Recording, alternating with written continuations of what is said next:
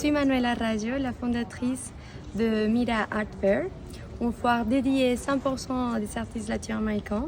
On travaille avec des galeries qui viennent de l'Amérique latine, on travaille avec des galeries qui viennent d'Europe, mais tous avec une proposition des artistes 100% latino-américaines.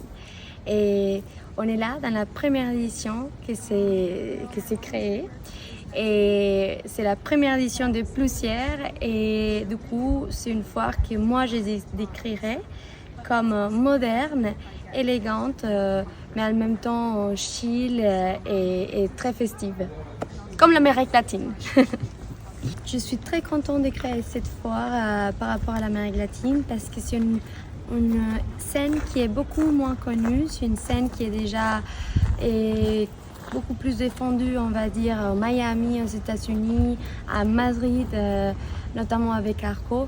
Mais c'est vrai qu'en France et le reste de l'Europe, on la connaît beaucoup moins. Et même aussi des autres pays, donc des autres scènes, des autres continents comme l'Asie, comme l'Afrique. Et même c'est aussi mon rêve un jour d'arriver à amener cette scène latino-américaine aussi dans des autres continents. La sélection des galeries, c'est à partir de notre comité de sélection que d'ailleurs j'adore. C'est fait avec un balance entre des directeurs de galeries, collectionneurs et curatrices, deux directeurs de galeries notamment de l'Amérique latine et Teófilo Cohen de Proyectos Moncloa et Christian Godin de El Apartamento de Cuba.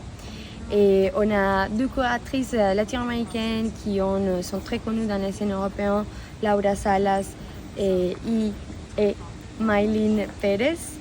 Et on a aussi trois collectionneurs, donc les couples Stéphanie Vergonzo et Renaud Vergonzo et Barbara Newman. Ça, c'est l'équipe qui choisit les galeries qui on présente cette année et dans les expositeurs où on a 14 galeries. Et après, on a 10 galeries et dans les special projects. Donc en total, ça sera 24 galeries.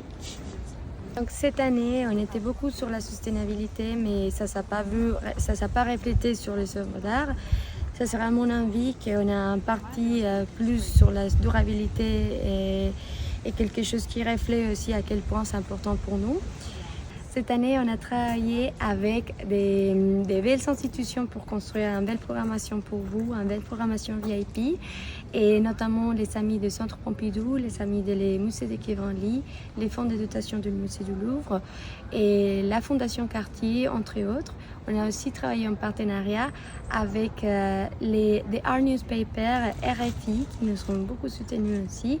Et évidemment, on travaille avec notre marque qui soutient très fortement les projets comme FP Journe et Eminente, Mace aussi.